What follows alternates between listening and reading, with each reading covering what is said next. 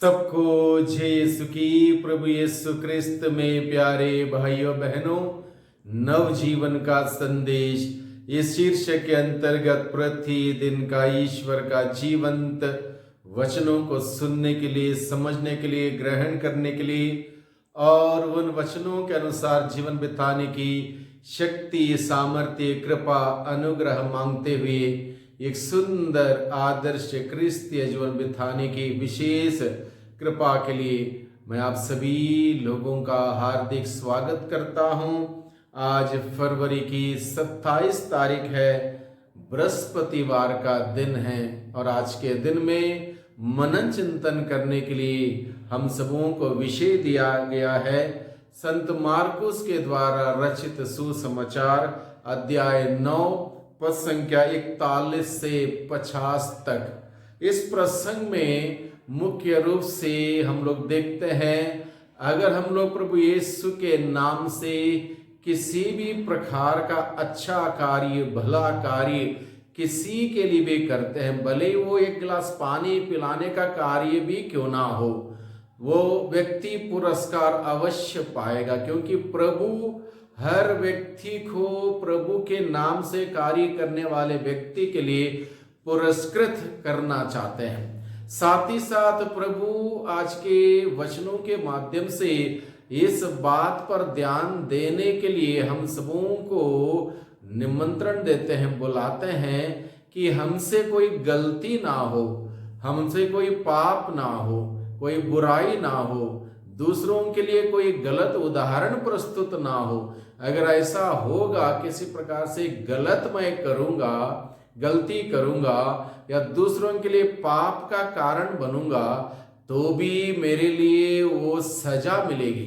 अगर पुरस्कार मिल सकता अच्छा कार्य के लिए, तो सजा भी निर्धारित की गई है, मेरे लिए सजा मिलेगी।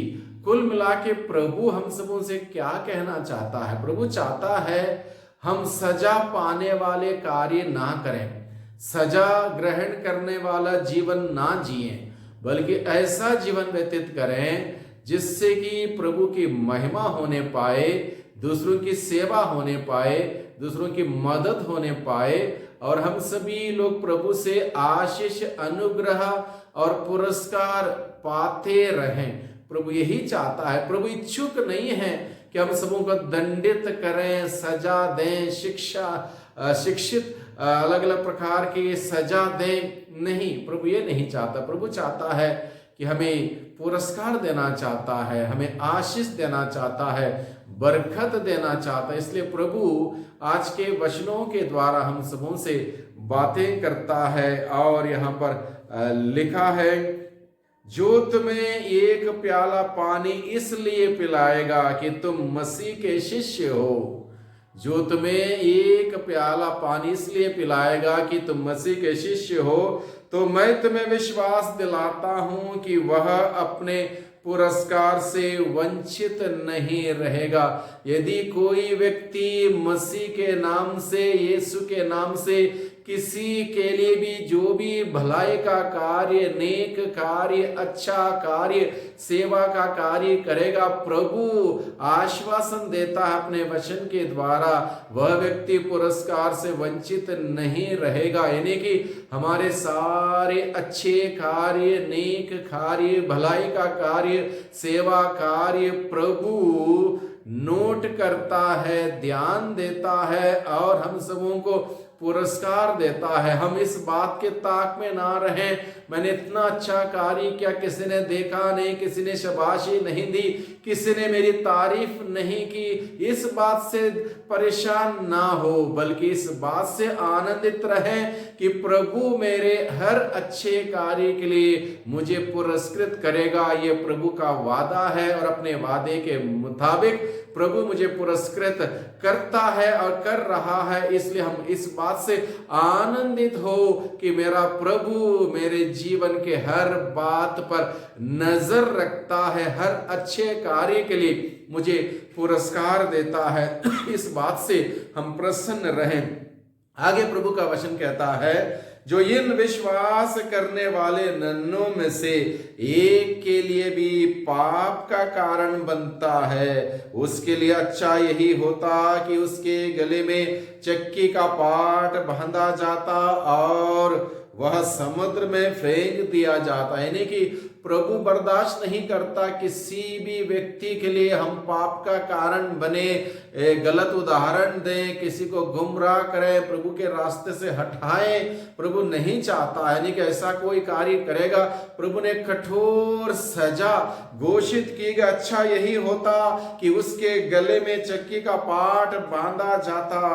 और यदि प्रभु आगे कहता है, इस प्रकार से प्रभु हमें बचने के लिए बुलाता है, हर प्रकार के पाप से बचने के लिए बुलाता है। यदि तुम्हारा हाथ तुम्हारे लिए पाप का कारण बनता है, यदि तुम्हारा पैर तुम्हारे लिए पाप का कारण बनता है, यदि तुम्हारी आंख तुम्हारे लिए पाप का कारण बनता है, यदि अलग अलग हमारे इंद्रियां हमारे लिए पाप का कारण बनते हैं, चाहे हाथ हो, पैर हो, आंख हो, जो भी हो, अगर पाप का कारण बनता है, प्रभु ने क्या कहा, इसको काट डालो। प्रभु का कहने का तात्पर्य यह नहीं हम अपने हाथ को काटें, पैर को काटें, आंख को निकाल दें, नहीं।